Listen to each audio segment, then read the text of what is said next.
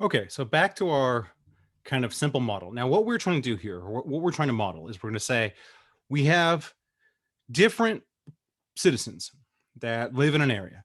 They have to somehow agree upon how much of a public good is provided. How much parks are there? How many police officers are there? How many firemen are there?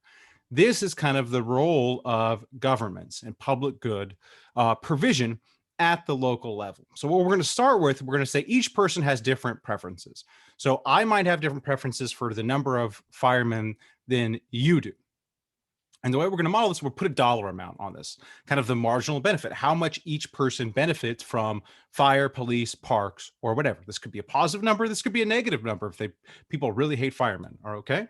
Um, and so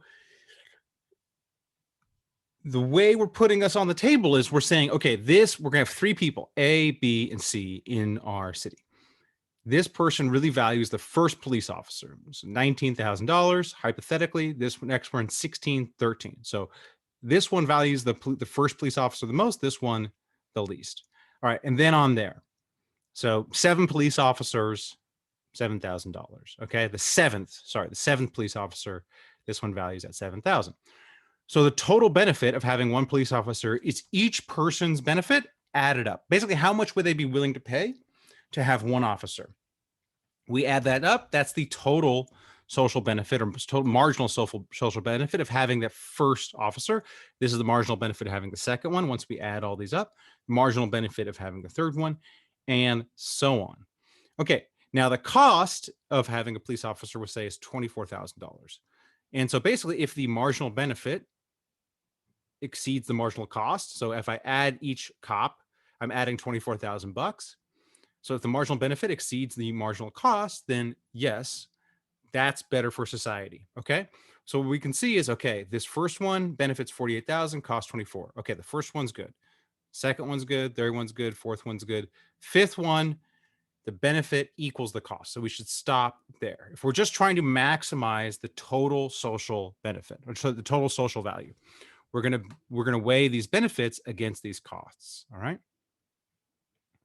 Graphically, we could basically graph out each person's demand for police. Okay. This is the first person's 19, 17, 15. So 19, basically the first one is 19, 17, 15. Okay. If we're to put numbers on here, add them all up, this is the total demand curve. So this thing right here, this column right here corresponds to this demand curve right here. Okay. Put the cost curve on there. Okay, which is 24,000. Where they cross is the point that we should choose if we're just trying to maximize total value. All right, and that's at 5 in this case. All right. Now, that's if we just had like some magical social planner that kind of knew everything. How we decide this in the real world is by voting. And so basically, the way we model voting is median voter. All right. And so basically, if you have a winner take all type campaign, right, and with two parties, so whatever party is the preference of the median voter, the middle voter is going to win because they're going to win everybody, say, to the right of that voter. And if they win that voter, they'll essentially win 51% versus 49. Okay. And so this is how we model voting, and it kind of works well to model voting in a two-party system. Although it should be noted, like our current two-party system is a little weird because of the Electoral College and the Senate. The median voter basically for the Republicans is at like the 40th percentile. They could like capture the presidency and the Senate by just appealing to the 40th, kind of the 40th percentile rather than the 50th percentile, just because of like structural advantages built in, which in my opinion is creating all sorts of problems because your parties are kind of drifting further to the polls because they don't have to appeal to the median voter. But anyways, that's a story. That's a topic for political science. Who knows if they even teach this, and who knows what they teach in political science. Okay. All right. And so the issue is you kind of have, the median voter might not work well because you're still going to have this, you could potentially have vastly different preferences in a city. So, one group might say, hey, please tax me a lot, give me public goods. Another group says, I don't want any public goods. I just want my to keep my money. I don't want you guys to, to do any public goods. And so, depending on what the median voter is closer aligned to, you might have people really unhappy in their municipality. All right. The preferences may not align. Okay. Now, sometimes it's going to reach the optimal level. In our little model, B is the median voter. So this person has the preferences in the middle. He's between A and he's between C. It's between A and between C all the way down. So basically that is the voter that the politicians are going to try to capture. All right. They're basically going to try to set preferences such that they can capture B and C or A and B.